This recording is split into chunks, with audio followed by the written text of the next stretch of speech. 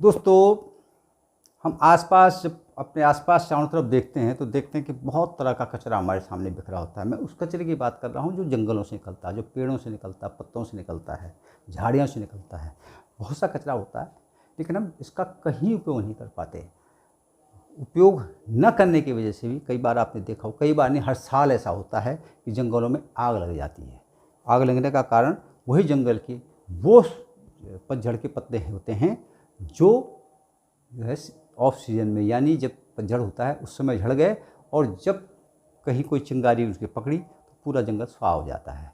तो ऐसे में पेड़ों को बचाना, जंगल को बचाना, हरियाली को बचाना, पानी को बचाना, पारिस्थितिक संतुलन को बचाना, पर्यावरण को बचाना, ये हमारी जिम्मेदारी बनती है। और साथ साथ हमने देखा कि अगर हम किसी तरह से उसको बचाने की कोशिश करें, उस कचरे का कोई इस्तेमाल ढूंढना होगा हमको। जब तक कचरे का हम इस्तेमाल नहीं ढूंढेंगे तब तक हमारे को उस कचरे को निकाल के कोई फ़ायदा नहीं होगा, अन्यथा वो जंगल में ही रहेगा और जंगल फिर हर साल जलते रहेंगे। तो इस स्थिति को जो है कैसे हम कंट्रोल करें, इस स्थिति से हम कैसे जो है जंगल को बचाएं, जंगल का पानी बचाएं, जंगल की हरियाली बचाएं, आसपास जो जंगल में जानवर हैं उनको बचाएं, कीट पतंगों को बचाएं, साथ साथ हम इकोसिस्टम, अपने पर्यावरण पारिस्थितिक संतुलन को बचाएं।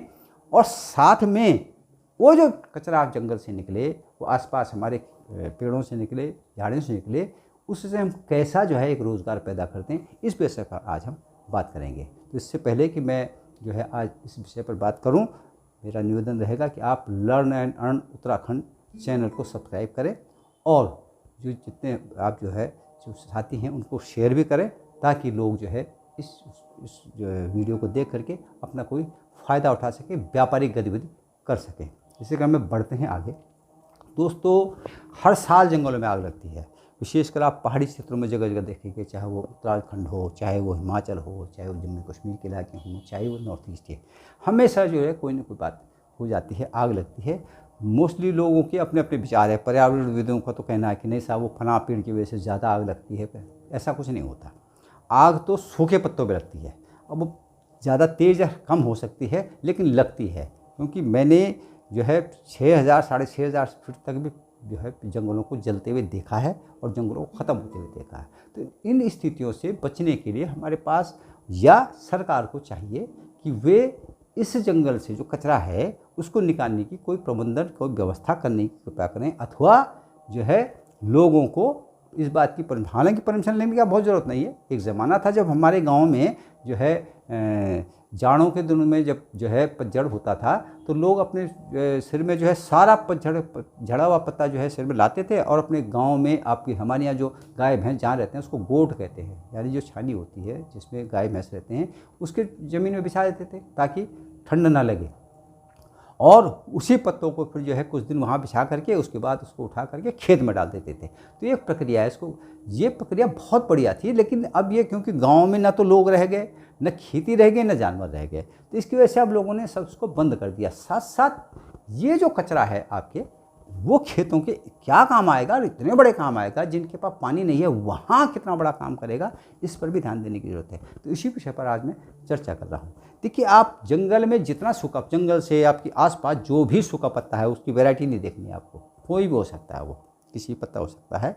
उन पत्तों को जब आप इकट्ठा करेंगे तो सबसे पहले काम तो आपका यह है कि अगर आप चाहते हैं कि उससे आप खाद बनाएं तो एक बड़ा गड्ढा खोदिए, उसके अंदर आप इसको डालिए। 4 इंच 5 इंच आपने इसको बिछाया, और अगर गाय भैंस का गोबर है, गाय भैंस है, बकरी है, जो भी गोबर आपके पास, उसको खूब घोल लीजिए और इस 4 इंच की तह के ऊपर इसको छिड़क दीजिए, जो है गोबर के घोल को।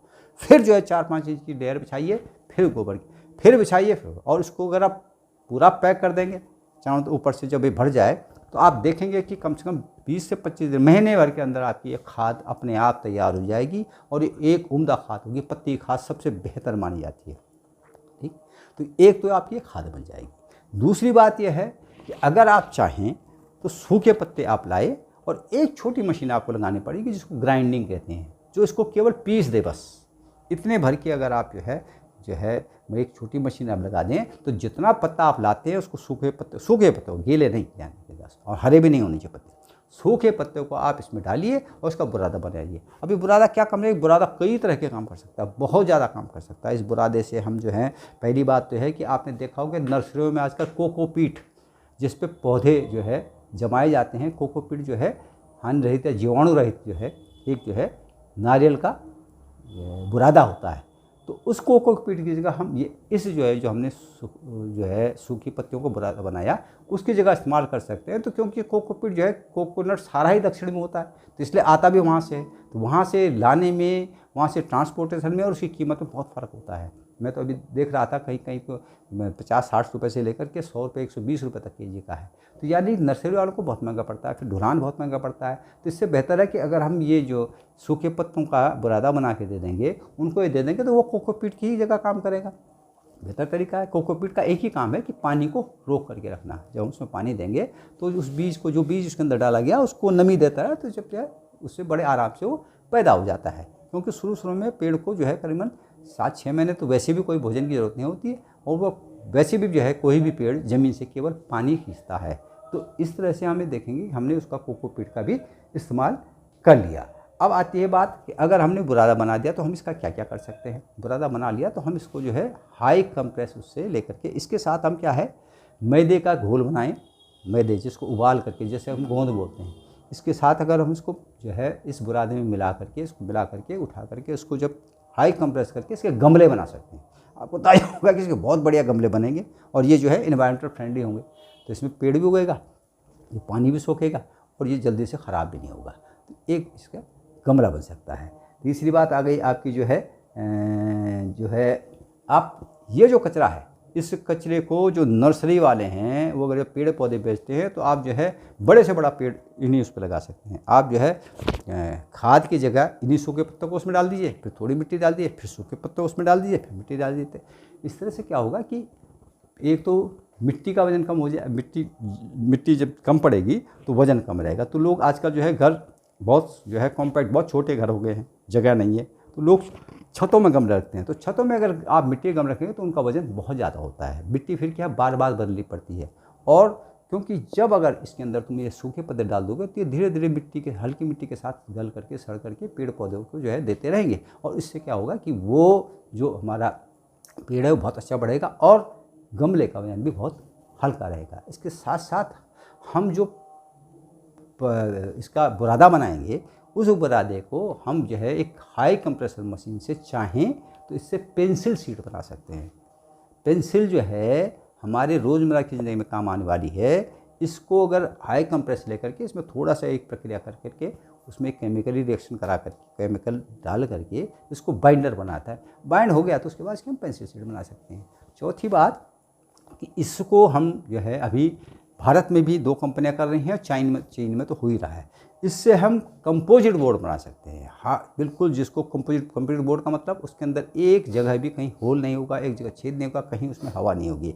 इस तरह के बोर्ड चाहें या लॉग चाहें, लॉग में बिल्कुल जो है बड़े बड़े जो है जिसको कहना चाहिए लकड़ी के जो है आकार के बना करके वो हम जो है फर्नीचर वालों को दे सकते हैं। फर्नीचर वाले उससे चाहे मेज़ बनाए, कुर्सी बनाए, कुछ बनाए, दरवाजे बनाए, खिड़कियाँ बनाए, वो सब कुछ बना सकते हैं। तो इतनी जो है आपका ये जो वेस्ट है जंगल का, जो सूखे पत्ते हैं, ये इतना बड़ा काम करते हैं। इसके साथ पत्तों के साथ छोटे डंठल भी पीसे जा सकते हैं, क्योंकि हमें तो जो है इसके बुरादे से मतलब है। ये बुरादा जब आएगा इसके साथ जितनी क्रिया हम अलग अलग तरह से करेंगे उतनी तरह के इससे हम आइटम बना सकते हैं। तो इन आइटम बनाने के लिए मैंने जो बड़े काम बताए उसमें तो बड़ी मशीनरी की आवश्यकता होगी, लेकिन जो छोटे काम हैं उनसे खाद आप स्वयं बना सकते हैं।